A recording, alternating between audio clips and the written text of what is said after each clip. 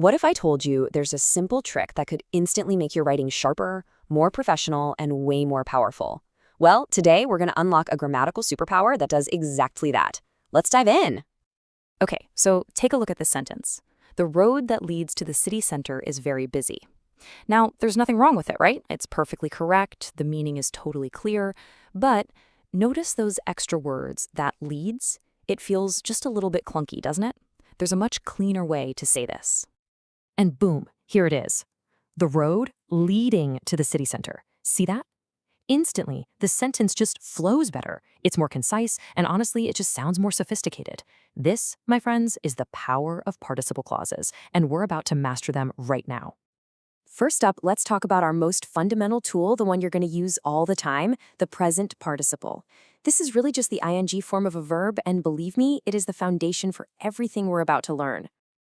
So what exactly is a participle clause? Well, think of it like a clever writing hack. It lets you take a whole chunk of a sentence, a full clause, and swap it out for a single participle. And the result? Your sentences get shorter, they sound more formal, and it's basically an instant upgrade to your writing style. So when do you actually use this thing? Well, the first key situation is for describing two actions that are happening at the very same time. It is perfect for painting a really vivid picture for your reader. Look at how this works. He was whistling while he was walking. Instead of saying something clunky like, he whistled a tune and he walked to the bus stop, we just combine them into one fluid motion. Whistling a tune, he walked. It's so much more elegant and efficient, right? Okay, the second big use for this ing form is to explain why something is happening. It's a fantastic way to show cause and effect without even needing words like because or since. Right here, this participle clause, feeling tired, explains the reason for her action. Why did she go to bed early? Simple, feeling tired. It neatly replaces that longer phrase, because she was tired, and it just makes the sentence so much more direct. All right, you've got the basics down. Now, let's level up. This next move is what's really going to make your writing sound professional and super efficient. We're talking about replacing those clunky clauses that can just weigh a sentence down. Here's the secret sauce. You can often just get rid of those little phrases like who is, which is, or that leads, and just use the ing participle instead. It's kind of like trimming all the unnecessary fat from your sentences. Just look at these examples. The man who lives next door becomes the man living next door. Students who want to participate becomes students wanting to participate. See what's happening? In each case, we're dropping these extra words, and the sentence instantly gets tighter and way more powerful. Okay, let's move on to our final and most advanced technique. This is for when the order of events is absolutely critical. To really master the sequence in your storytelling, you need what's called the perfect participle. The whole job of the perfect participle is to make one thing crystal clear, that the first action was totally 100% finished before the second action even started. There is zero overlap. It establishes a very clear chronological order.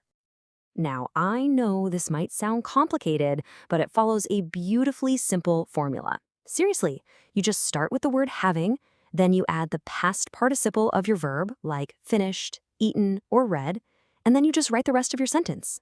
That's it. Simple as that. And here it is in action. Having finished his homework, what does this tell us? It tells us the homework wasn't just in progress, it was completely done. Only then, after it was finished, did he go outside.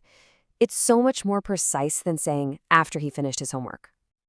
Okay, theory is great and all, but practice is where the real magic happens. So it is time to put your new superpower to the test. Let's see how you do with a few quick challenges. First one up. How would you rewrite this sentence to be more concise using a participle clause? Think about the reason for the action. Go ahead and pause here if you need a second to think about it. And there it is. Feeling tired, he fell asleep on the sofa. Perfect! You've shown the cause of his falling asleep without even needing the word because. Nicely done. All right, you ready for challenge number 2? This one is all about trimming the fat.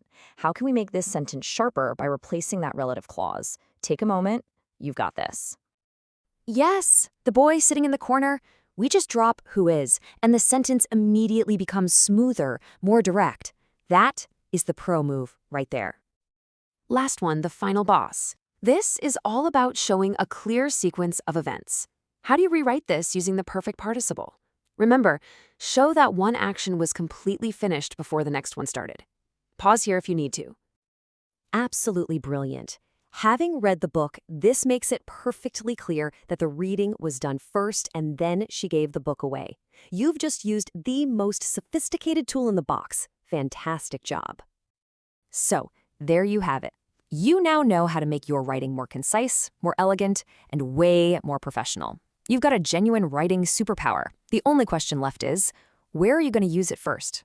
That next big email? Your final report? Start listening for it, and you'll notice great writers use this stuff everywhere. Now go give it a try.